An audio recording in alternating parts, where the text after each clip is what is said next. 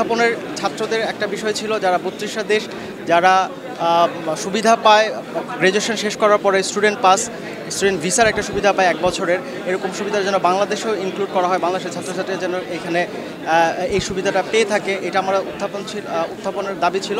Malaysian সরকারের সাথে উনি কথা বলেছেন এবং উনি আশ্বস্ত করেছেন যে এই বিষয়ে তারা কাজ করবেন। আমি ধন্যবাদ জানাচ্ছি স্যারকে আবার এখানে আসার জন্য এবং প্রবাসীদের কথা শোনার জন্য। আমরা আজকে কিছু টপিক অর ইস্যুস নিয়ে কথা বলার চেষ্টা করেছি, যেমন বাচ্চাদের জন্য স্কলারশিপের ব্যবস্থা আগে ছিল, এখন নেই, সেটা বন্ধ হয়ে গিয়েছে। তো ওই স্কলারশিপের ব্যাপারে উনি বলেছেন যে he has already taken a step, উনি এটা আবার চালু করার আশ্বাস দিয়েছেন আমাদেরকে। তার উপর দিয়ে যেটা গ্র্যাজুয়েট পাসের কথা, সেটা নিয়েও অনেক দূর এগিয়ে গিয়েছেন এবং স্যার বলেছেন যে এটা পজিটিভ দিকেই প্রসিড করছে। তো হোপফুলি আমরা একটা গুড নিউজ পাবো এই বিষয়ে। আমি ব্যক্তিগতভাবে যেহেতু স্টুডেন্টদের প্রতিনিধি করি এবং অ্যাট দ্য সেম টাইম আমি এনসিপির সাথে সংযুক্ত আছি, এনসিপি সেন্ট্রাল ডায়াসপোরার একজন লিডার। সো আমি দুইটা অ্যাকচুয়ালি নিয়ে আসছিলাম, কি বলে, দুটো বিষয়ে কথা বলার জন্য আসছিলাম। একটা ছিল স্টুডেন্টদের পক্ষ থেকে গ্র্যাজুয়েট পাস। তো আমি স্যারকে ধন্যবাদ জানাচ্ছি যে আমি আসার আগেই দেখলাম যে স্যার ফেসবুকে স্ট্যাটাস দিয়েছে যে বাংলাদেশি ছাত্রছাত্রীরা যখন গ্র্যাজুয়েশন করার পরে মালয়েশিয়াতে বিগত দিনগুলোতে প্রায় 32টা দেশ যে গ্র্যাজুয়েট পাশের অন্তর্ভুক্ত ছিল, এর মানে ছিল সেই 32টা দেশ অতিরিক্ত 1 বছরের ভিসা পাবে। তো সেটা নিয়ে আমরা অনেকদিন থেকে কাজ করতেছিলাম। এর আগেও হাইকমিশন স্যারের সাথে কথা হয়েছে, তাদেরকে অনেক ফোর্স করছি বিষয়গুলো নিয়ে, তারা বিভিন্ন কূটনৈতিক প্রচেষ্টা চালিয়েছে। তো এবার ডক্টর মোহাম্মদ ইউনূস আসার পরে সেই জিনিসটা আরেকটু বেশি বেগবান হয়েছে এবং সুখবর হইল।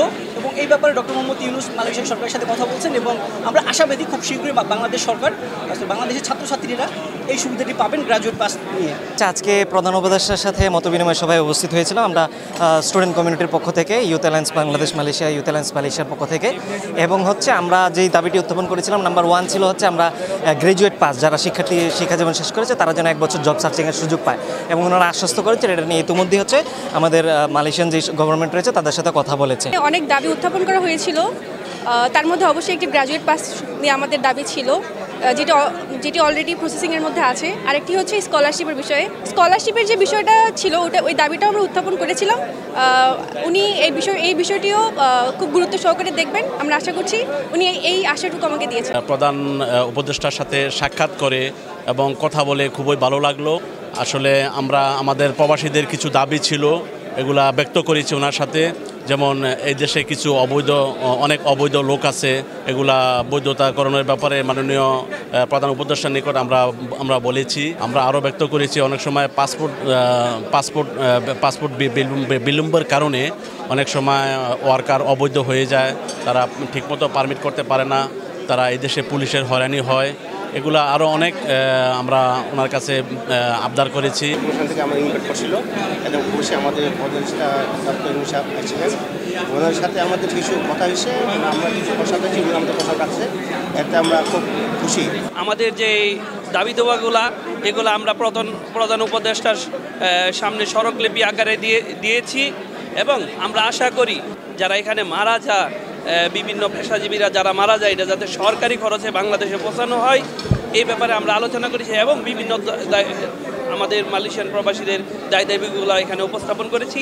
আশা করি আমাদের মালয়েশিয়া এবং বাংলাদেশের যে বন্ধন, যে মিলন বন্ধন, এগুলা এগিয়ে নেওয়ার জন্য ডক্টর মোহাম্মদ ইউনূস সরকার আরও গভীরভাবে চিন্তা করবে। যে সকল প্রবাসীরা মালয়েশিয়াতে কলিংয়ে আসার পরে অবৈধ হয়েছেন, কাজ দিতে পারে না, এবং কি যারা আর্টিকেল 2-তে রেজিস্ট্রেশন করে বৈধতা পাননি, এবং কি যারা মাইজির ভিসা সময় তারা ভিসা পাননি, এই যে অবৈধগুলা যে হয়েছে এগুলা তারা প্রবাসীরা ইচ্ছা করে হয় না, এবং কি তাদেরকে যেন বৈধতার সুযোগ দেয়। এবং এই রিকোয়েস্টটা যেন মালয়েশিয়ার যে প্রধানমন্ত্রী আনোয়ার ইব্রাহিম স্যারকে যেন আমাদের মাননীয় উপদেষ্টা যেন রিকোয়েস্ট বা অনুরোধ করে, এই একটা বিষয়। আরও অনেকগুলো বিষয় ছিল, তার মধ্যে ছিল যে সকল প্রবাসী ভাইরা বর্তমানে জেলের ভিতরে আছে এবং তাদের সাজা অলরেডি শেষ, এবং তাদেরকে যেন বাংলাদেশ হাই কমিশনের আন্ডারে তাদেরকে যেন দেশে প্রেরণের সুযোগ করে, এই একটি বিষয়। এছাড়া যে সকল প্রবাসী ভাইরা মালয়েশিয়াতে হঠাৎ করে স্ট্রোক করে বা কোনোভাবে মারা যায় কর্মক্ষেত্রে, তাদেরকে যেন সরকারি খরচে মালয়েশিয়া থেকে বাংলাদেশে তাদের লাশ প্রেরণের যে খরচ সেটা যেন বাংলাদেশ হাই কমিশন বা সরকার যেন বহন করে। হাই কমিশনের যে অ্যারেঞ্জমেন্টটা ছিল সেটা ছিল একটা সেটিংস গেম, তারা নির্দিষ্ট কিছু লোকদের মাধ্যমে আগে থেকে সেটিংস করা। সত্যিকারের মালয়েশিয়ার প্রবাসীদের যে মনের ক্ষোভ বা আকাঙ্ক্ষা, তাদের চাহিদা, সেটা প্রকাশ পায় না, সেটা আমরা ফুটে তুলতে পারি না। বিশেষ করে আমাদের দলগতভাবে বা কমিউনিটির মধ্য থেকে আমরা সেভাবে কোনো হাইকমিশনের সেই উদ্যোগটা পাই নাই। বিশেষ করে আমাদের মালয়েশিয়া প্রবাসীদের 2-3টা খুব প্রধান দাবি হলো যে এখানে যারা কাগজপত্র ছাড়া যারা অবৈধ আছে তাদেরকে বৈধকরণের যে প্রক্রিয়া, এইটা আমাদের মেসেজটা আমাদের উপদেশটা আমার কাছে পৌঁছানো দরকার ছিল। দ্বিতীয় হলো যে এখানে শ্রমিক প্রেরণের জন্য যে সিন্ডিকেট, এইটার বিরুদ্ধে একটা ব্যবস্থা, যাতে এটা যেন সিন্ডিকেট ব্যতি রেখেই করতে পারে। তৃতীয়ত ছিল যে টিকেটিংয়ের ব্যবস্থা। এখানে যাদেরকে ডাকার দরকার ছিল তাদের অধিকাংশ লোককে ডাকা হয়নি। যা ডাকা হয়েছে তাদেরকে অপ্রয়োজনীয় লোকদেরকে ডাকা হয়েছে। আমাদের কাঙ্ক্ষিত কিছু নেতা যারা সভাপতি বিএনপির, তাদেরকেও ডাকা হয়নি। এই সরকার যদিও ইন্ডিপেন্ডেন্ট গভর্নমেন্ট, কিন্তু উনি রাজনৈতিক দলের মত নিয়ে উনি বেঁচে আছেন বা ওনার শাসন চালাচ্ছেন। সেক্ষেত্রে রাজনৈতিক দলের একটা লোককে উনি কথা বলার সুযোগ দেন নাই। আর যদি রাজনৈতিক নেতারা কথা না বলতে বলে তবে সত্য কথা তো বেরিয়ে আসবে না। আজকে যত সামান্য সময়ের মধ্যে প্রধান উপদেষ্টা যা বলেছে আমাদের প্রবাসীদের জন্য খুবই আশার আলো। আগামীতে তিনি প্রধানমন্ত্রী মালয়েশিয়া আনোয়ার ইব্রাহিম এবং আমাদের উপদেষ্টা আরও ঘনিষ্ঠভাবে দেশ এবং দেশের অর্থনীতিকে উন্নতির দিকে ধাবিত করার জন্য যে ভূমিকা পালন করছে তার জন্য আমরা প্রবাসীরা তাকে ধন্যবাদ জ্ঞাপন করছি। আমাদের এখানে মাননীয় প্রধান উপদেষ্টা আসছে, আমরা ওনার সাথে মিটিংয়ে অংশগ্রহণ করছি। উনি বলছে আমাদের ওই যে ডাবল এন্ট্রি ভিসা যেটা এটা এখানে হয়েছে এবং স্টুডেন্টদের কিছু সুযোগ সুবিধা আছে, ডিগ্রির সার্টিফিকেট সহ এটা করে গেছে এবং আগামী দিনে বাংলাদেশ থেকে যাতে বেশি বেশি লোকজন আসে ওইটার ব্যাপারে আলাপ আলোচনা করছে। পুরাতন যে লোকগুলো আছে এগুলো যাতে আসতে পারে এটারও ব্যবস্থা করে গেছে। আমাদের আরও কিছু আশা ছিল, সেটা হচ্ছে আমরা ইন্ডিয়া, পাকিস্তান, নেপাল সহ অন্যান্য দেশ থেকে লোক এখনও কিন্তু আসতেছে বিভিন্ন সেক্টরে। বাংলাদেশ বন্ধ আছে, এটা যদি ইমিডিয়েটলি খুলে দিত আমাদের দেশের সাধারণ গরিব মানুষ এসে এখানে কাজ করতে পারতো, যেহেতু আমাদের দেশে অনেক বেকার। ডক্টর মোহাম্মদ ইউনূস সাহেবের সাথে আজকে আমরা সাক্ষাৎ করছি এবং আমরা ওনার সাথে একটা বৈঠক করছি। সেই বৈঠকে আমরা কিছু তুলে ধরছি। উনি ওই প্রতিটার ব্যাপারেই কথা বলছে, মালয়েশিয়া সরকারের ব্যাপারে, যে এখানে আমাদের অবৈধ লোক আছে তাদের বৈধ করে নেওয়ার ব্যাপারে, তারপরে স্টুডেন্ট আছে তাদের স্কলারশিপের ব্যাপারে, তারপরে এখানে আমাদের যারা প্রফেসর আছে আছে তাদের জন্যও কথা বলছে এবং এখানে যারা বিজনেস করে এবং ইম্পোর্ট এক্সপোর্ট করে তাদের ব্যাপারেও কথা বলছে। তা আমরা আসলে জানে দেখছি উনি আমরা যেগুলি কথাবার্তা বলছি উনি সবগুলি আলোচনা করছে। প্রবাসীদের পক্ষ থেকে আমরা এনসিপির পক্ষ থেকে কিছু দাবি উত্থাপন করছি, যা আশা করি যে এটা আমাদের মাননীয় প্রধান উপদেষ্টা এই বিষয়ে তার পদক্ষেপ নেবেন যাতে প্রবাসীদের সমস্যাগুলো সমাধান হয়। একটা অন্যতম দাবি হচ্ছে কি, এখানে প্রচুর অবৈধ লোক আছে যাদের বৈধ কাগজপত্র অভাবে তারা বিভিন্ন অসুবিধার সম্মুখীন হচ্ছে, অসহনীয় কষ্টের মধ্যে আছে।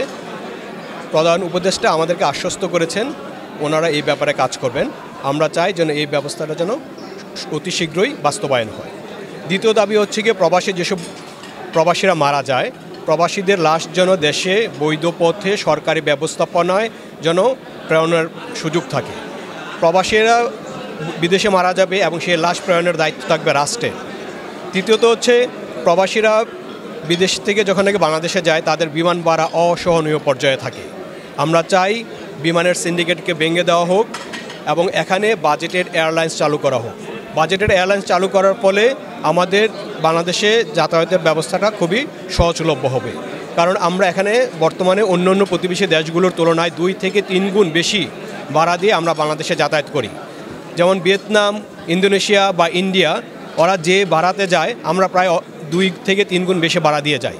আমি প্রধান উপদেষ্টাকে আহ্বান করব উনি যেন সক্রিয়ভাবে এই সিন্ডিকেটটাকে ভেঙে দেয় এবং বিভিন্ন যে বাজেটেড এয়ারলাইন্স আছে যেমন এয়ার এশিয়া বা অন্য প্রতিযোগিতামূলক যে এয়ারলাইন্স আছে তাদেরকে আমাদের এখানে উন্মুক্ত ব্যবসা করার সুযোগ করে দেয়। তো আমাদের প্রবাসীদের কিছু আকাঙ্ক্ষার এবং জানার কিছু ছিল, আমরা সেখানে আমাদের মনের কথা আমরা বলতে পারিনি, কারণ বাংলাদেশ হাই কমিশনের কর্মকর্তারা আমাদেরকে সেই সুযোগটি দেননি।